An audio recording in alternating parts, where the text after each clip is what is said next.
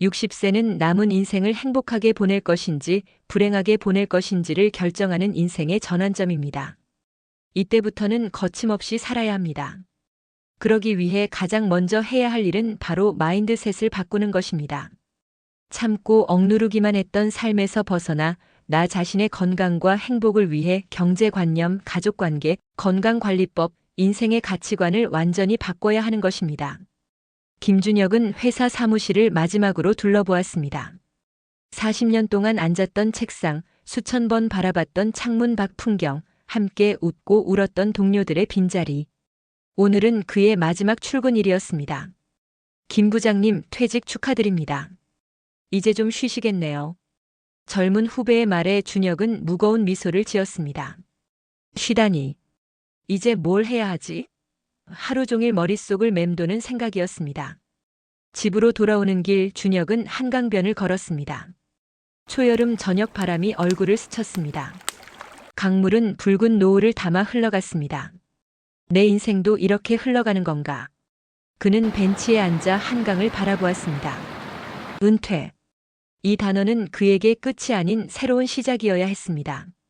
하지만 현실은 달랐습니다. 불안함과 허탈함이 그를 감싸고 있었습니다.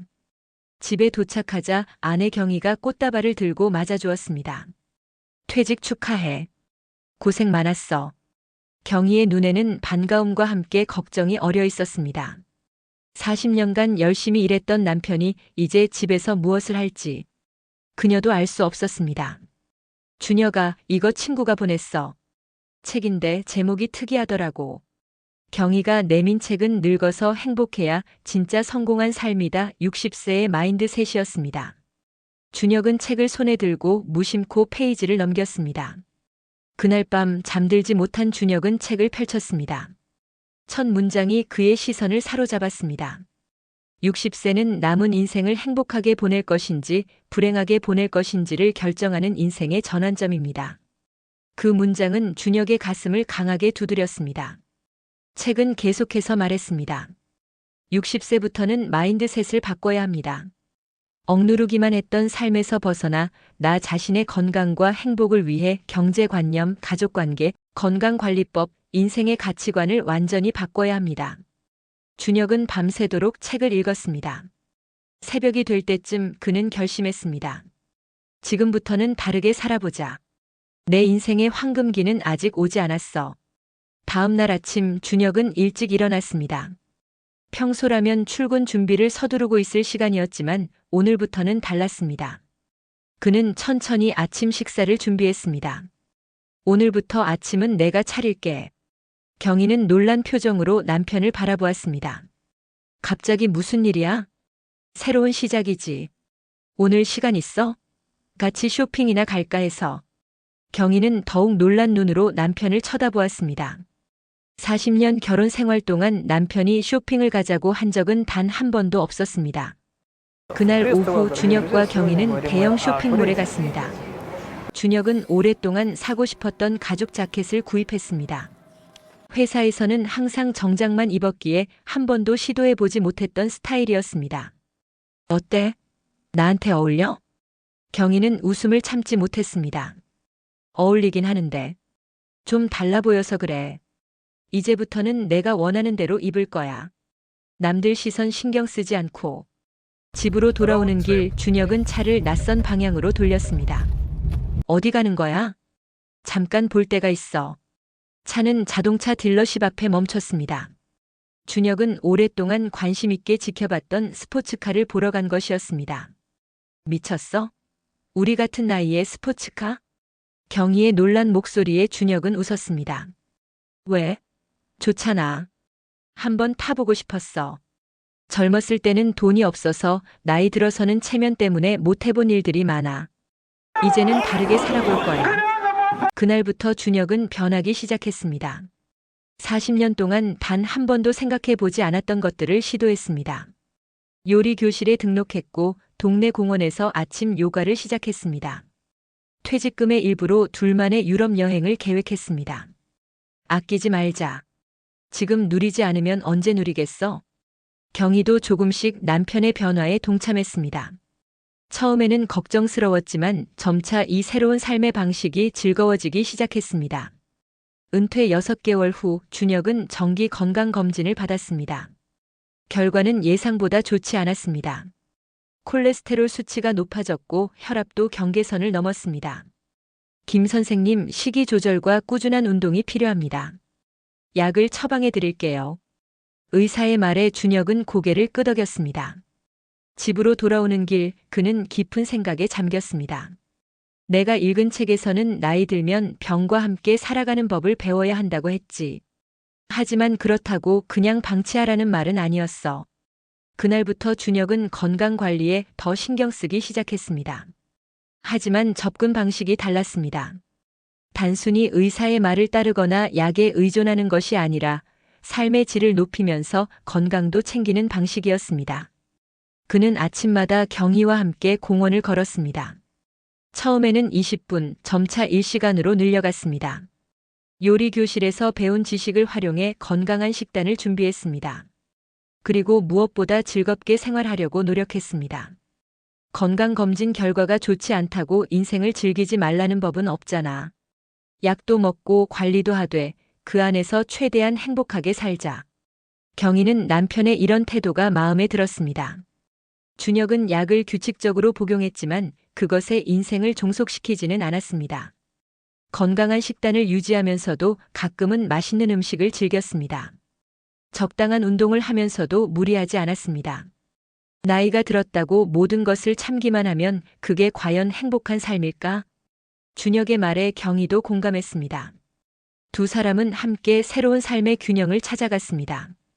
은퇴 1년 후 준혁은 동네 커뮤니티 센터에서 시니어 멘토링 프로그램에 참여하기 시작했습니다.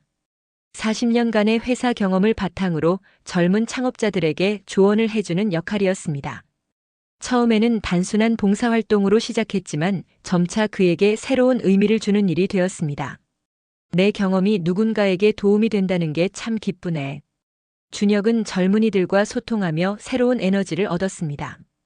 그들의 아이디어와 열정은 그에게 신선한 자극이 되었고 그의 경험과 지혜는 그들에게 소중한 지침이 되었습니다. 경희 역시 자신만의 변화를 시작했습니다. 평생 가정주부로 살아왔지만 이제는 오랫동안 관심 있던 도예를 배우기 시작했습니다. 지역 도예 교실에 등록해 매주 3번, 2시간씩 수업을 들었습니다.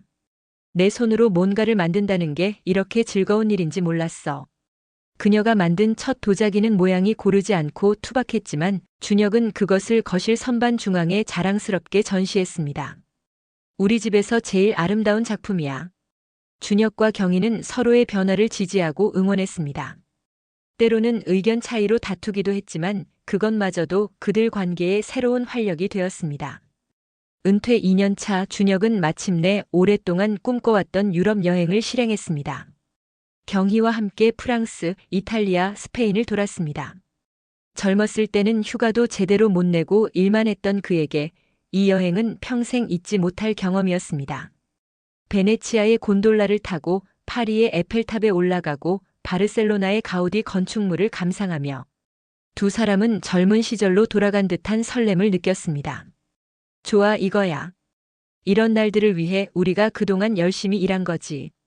준혁은 유럽에서의 마지막 날 로마의 트레비 분수에 동전을 던지며 소원을 빌었습니다. 다시 돌아올 수 있길 바란다. 유럽 여행에서 돌아온 후 준혁은 자신의 경험과 생각을 블로그에 기록하기 시작했습니다. 60세 인생의 황금기라는 제목의 블로그였습니다. 처음에는 단순히 자신의 기록용으로 시작했지만 점차 많은 사람들이 그의 글에 공감하고 반응하기 시작했습니다. 60세부터 시작하는 진짜 인생, 참 공감됩니다. 은퇴 후의 삶에 대한 두려움이 있었는데 김 선생님의 글을 읽고 용기를 얻었습니다. 이런 댓글들이 달리기 시작했고 준혁은 더 열심히 글을 썼습니다. 그의 글은 단순한 여행 기록이나 일상 이야기를 넘어 60대 이후의 삶에 대한 깊은 통찰과 조언을 담았습니다. 돈은 통장에 보관하는 것이 아니라 지갑에 두고 자유롭게 쓰라고 있는 것입니다.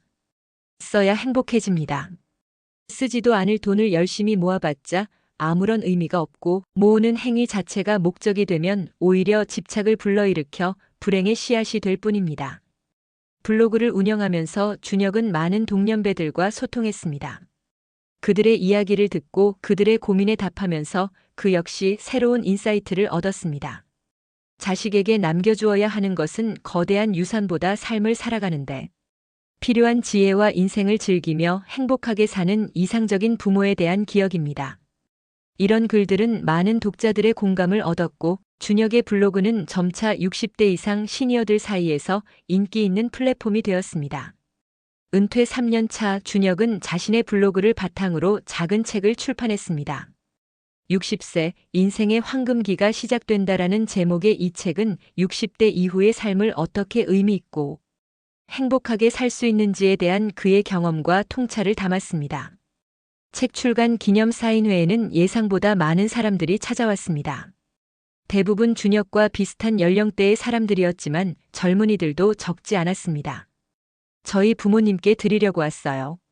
부모님이 은퇴하시고 무기력해지셔서 걱정이었거든요. 선생님 책이 도움이 될 것 같아요.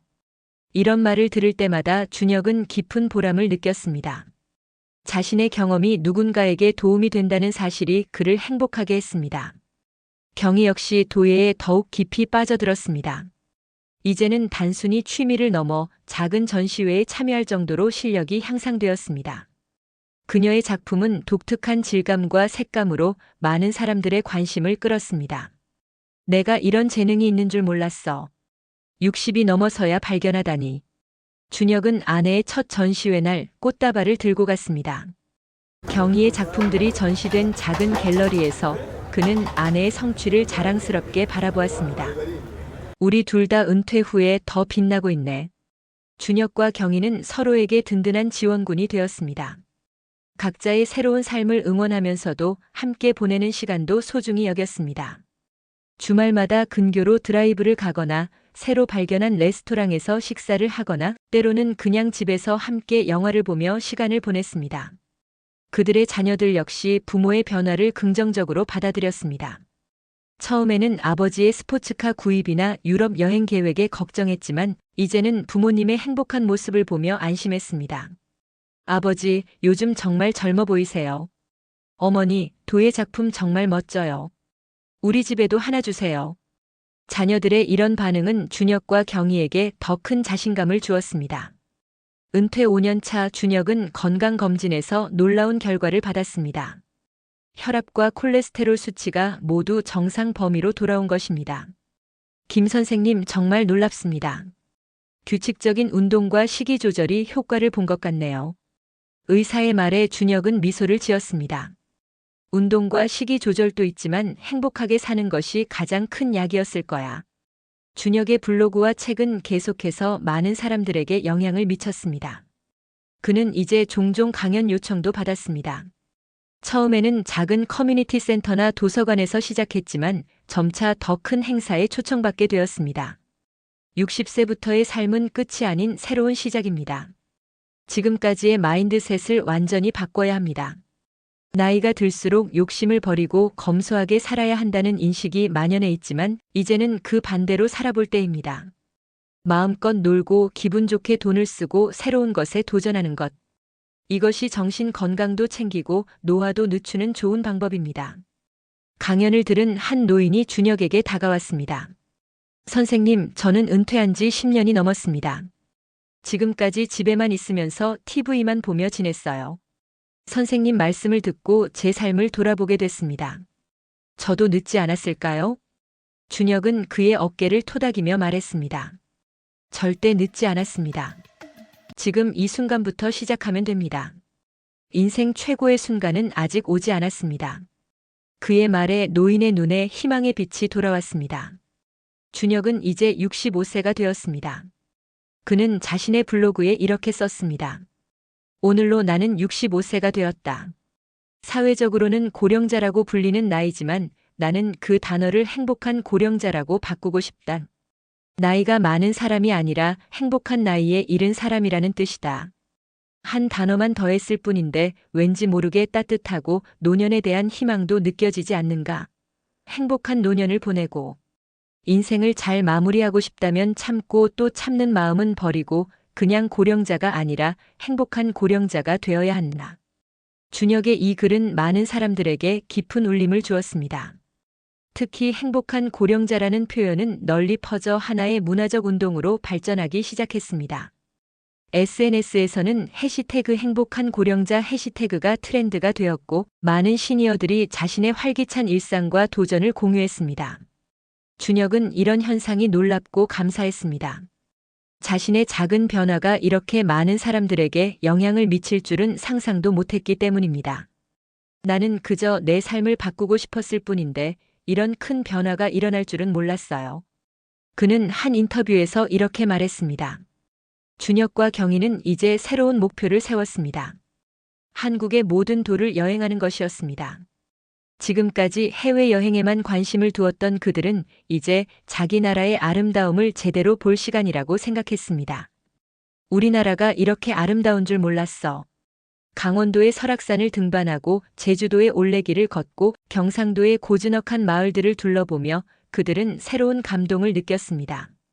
그리고 이 여행 경험 역시 준혁의 블로그와 강연을 통해 많은 사람들과 공유되었습니다. 나이 들어 여행하는 것의 가장 큰 장점은 서두르지 않는다는 거예요. 젊었을 때는 빨리빨리 많은 곳을 보려고 했지만 이제는 한 곳에 오래 머물며 깊이 경험하는 게 중요하다는 걸 알게 됐습니다. 이런 여행을 통해 준혁과 경희는 더 많은 사람들을 만났고 더 다양한 이야기를 들었습니다. 그리고 그 경험은 다시 그들의 삶을 풍요롭게 했습니다. 은퇴 10년 차 70세가 된 준혁은 자신의 두 번째 책을 출간했습니다. 70대 진정한 자유를 맛보다라는 제목의 이 책은 60대의 변화를 넘어 70대의 경험하는 더 깊은 자유와 지혜에 대해 다루었습니다. 60대가 마인드셋을 바꾸는 시기라면 70대는 그 변화가 결실을 맺는 시기입니다. 더 이상 사회적 시선이나 기대에 얽매이지 않고 온전히 나 자신을 위해 살 수 있는 진정한 자유의 시간입니다. 준혁의 두 번째 책은 첫 번째 책보다 더 큰 반향을 일으켰습니다. 많은 독자들이 그의 솔직하고 통찰력 있는 글에 공감했습니다. 김준혁 선생님의 책을 읽고 70대에 대한 두려움이 희망으로 바뀌었습니다. 은퇴 후 삶이 더 풍요롭고 의미 있을 수 있다는 것을 알게 해주셔서 감사합니다. 이런 반응들은 준혁에게 큰 보람을 주었습니다.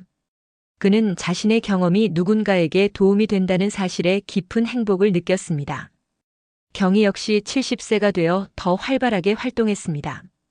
이제는 지역 문화센터에서 시니어 도예 강사로 일하며 자신의 경험을 다른 사람들과 나누었습니다. 늦게 시작했지만 오히려 그래서 더 열정적으로 몰입할 수 있었다고 그녀는 말했습니다. 제가 60대에 도예를 시작했을 때 많은 사람들이 그 나이에 새로운 걸 배워서 뭐 하냐고 했어요. 하지만 지금 제 제자 중에는 80대도 있답니다. 배움에는 끝이 없고 나이 제한도 없어요. 준혁과 경희는 이제 행복한 노년의 상징이 되었습니다. 지역 방송이나 신문에서 인터뷰 요청이 왔고 그들은 기꺼이 자신들의 이야기를 나누었습니다. 그들의 메시지는 단순했습니다. 나이 든다는 것은 인생이 끝나가는 게 아니라 또 다른 시작이에요. 이 시기에 우리에겐 시간과 경험, 그리고 지혜가 있습니다. 이것들을 활용해 진정으로 원하는 삶을 살아보세요. 준혁은 75세가 되던 해 자신이 읽었던 책 늙어서 행복해야 진짜 성공한 삶이다. 60세의 마인드셋의 저자를 만났습니다. 그는 자신의 책이 준혁의 인생을 바꾸는 계기가 되었다는 사실에 깊은 감동을 받았습니다. 제 책이 이렇게 큰 변화를 일으킬 줄 몰랐습니다. 김 선생님의 이야기를 듣고 저 역시 많은 영감을 받았습니다. 두 사람은 함께 행복한 노년을 위한 포럼을 개최했고 이 행사는 전국에서 많은 시니어들이 참여하는 큰 성공을 거두었습니다. 준혁과 경희의 삶은 계속해서 새로운 도전과 발견으로 가득했습니다. 80세가 되어서도 그들은 여전히 활발하게 활동했고 건강도 비교적 좋았습니다. 물론 나이에 따른 신체적 제약이 없진 않았지만 그들은 그런 변화를 자연스럽게 받아들이고 그 안에서 최대한 활기차게 살아가는 방법을 찾았습니다. 우리가 80대가 되어서도 이렇게 활기차게 살 수 있는 이유는 60대의 마인드셋을 바꿨기 때문이에요. 그때 우리는 참고 억누르기만 하는 삶을 버리고 적극적으로 즐기고 도전하는 삶을 선택했습니다. 준혁은 간혹 사람들에게 후회하는 것이 있냐는 질문을 받곤 했습니다. 그의 대답은 항상 같았습니다. 더 일찍 변화하지 않은 것이요. 60대가 아니라 50대, 아니 40대에 이런 마인드셋을 가졌다면 얼마나 좋았을까 싶어요. 하지만 후회는 짧게 하고 감사는 길게 하는 것이 제 원칙입니다. 지금이라도 깨달았으니 다행이죠. 준혁과 경희의 이야기는 많은 사람들에게 영감을 주었습니다. 나이가 들어도 새로운 시작이 가능하다는 것, 마인드셋을 바꾸는 것만으로도 삶이 크게 달라질 수 있다는 것, 그리고 무엇보다 진정한 행복은 외부 조건이 아니라 내면의 선택에서 온다는 것을 보여주었기 때문입니다. 그들은 백수를 바라보는 나이가 되어서도 여전히 꿈을 꾸고 계획을 세웠습니다. 다음 목표는 손주들과 함께하는 가족 여행이었습니다. 우리가 경험한 행복을 다음 세대에게도 전해주고 싶어요. 나이 든다는 것이 두려운 것이 아니라 축복이 될 수 있다는 것을 보여주고 싶습니다. 준혁과 경희의 이야기는 여기서 끝나지 않습니다. 그들의 여정은 지금도 계속되고 있으며 그 여정에서 만나는 모든 순간을 그들은 감사와 기쁨으로 맞이하고 있습니다. 60세에 시작된 그들의 마지막 도전은 사실 끝이 없는 도전이었고 그것이 바로 인생의 아름다움이라고 그들은 말합니다. 인생은 끝날 때까지 끝난 게 아닙니다. 매일이 새로운 시작이고 매 순간이 소중한 선물입니다. 이것을 깨닫는데 60년이 걸렸지만 덕분에 남은 인생을 진정으로 살 수 있게 되었습니다. 여러분, 김준혁과 경희의 이야기를 통해 우리가 배울 수 있는 교훈은 무엇일까요? 첫째, 60세는 끝이 아닌 새로운 시작입니다.